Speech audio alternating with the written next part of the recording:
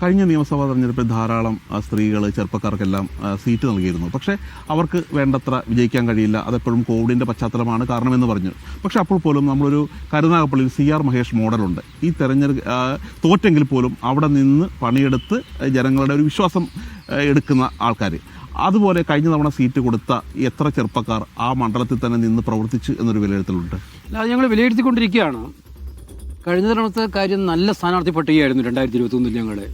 ചെറുപ്പക്കാർക്ക്, അതും നല്ല കഴിവുള്ള ചെറുപ്പക്കാർക്ക് പ്രാതിനിധ്യം നൽകുന്നത്. അവർ നന്നായിട്ട് പോരാടിയിട്ടില്ല എന്നൊന്നും പറയാൻ പറ്റില്ല, പോരാടിയിട്ടുണ്ട്. പക്ഷേ ടൈമില്ലായിരുന്നു.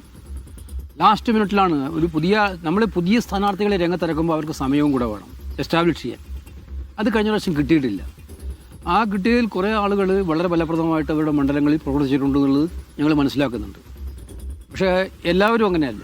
പക്ഷേ ഇപ്രാവശ്യം ഞങ്ങൾ വ്യക്തമായിട്ടും ഞങ്ങൾ കഴിഞ്ഞ കുറേ നാളുകളായിട്ട് ഇത് പരിശോധിച്ചുകൊണ്ടിരിക്കുന്നുണ്ട്. അത് ഞങ്ങളെന്ന് പറഞ്ഞാൽ പാർട്ടി മാത്രമല്ല, അത് ഒരു ഡാറ്റാബേസിൽ തന്നെ പരിശോധിച്ചുകൊണ്ടിരിക്കുന്നുണ്ട്.